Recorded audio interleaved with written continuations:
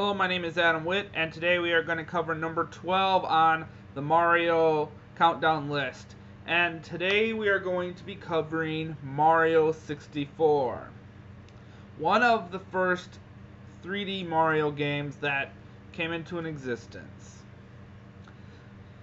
One of the things that I kind of liked about the game was we kind of did a little bit of something different and stuff. We had a life meter. We had that was a good thing, and we kind of stuck to the same story theme. But the thing I didn't really like was we had a lack of power-ups, and I wouldn't call having a feather cap as a power-up, being invisible as a power-up, or being turning yourself into metal as a power-up. But we never really had, the flower power. We didn't really have a lot of power-ups and stuff like that we normally had to work with in the past and stuff like that. And it wasn't an RPG game like the last one we went through. So it was kind of a lot of, hey, you gotta jump on bad guys to get from point A to point B and stuff like that. It just kind of seemed like Mario 64 was going back to its roots a little bit, but with a little bit less to work with and stuff.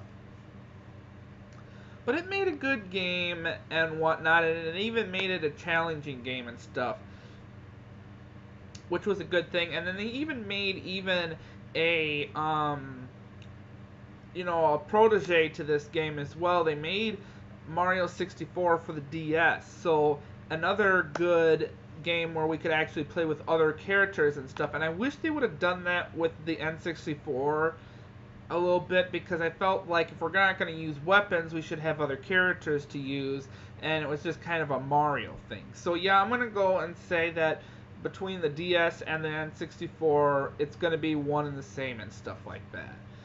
The other thing I didn't like about it either was we really didn't have a lot of exploring room. It seemed like it was all, hey, we're in one castle, but there's just a lot of levels and stuff that we have to kind of go through and stuff like that. And I think what I like about in a Mario game is being able to explore all over the place and not just be in one tiny little spot with going into paintings and stuff, and then you're going into a big world, because a lot of games that we played and stuff, if we were going to do that, we were in a big world going into a bigger world.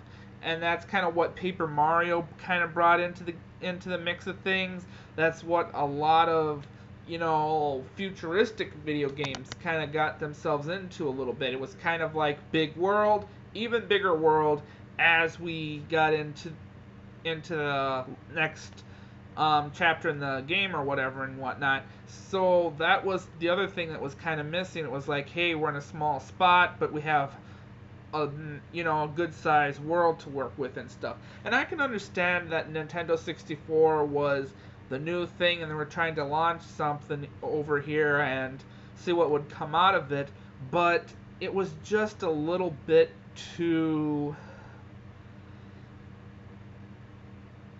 it just was lacking a lot of things and stuff like that. So, and it's just my opinion about Mario 64. So, and like I said, it was a fair game, and at the end of the day, I would still play it and stuff.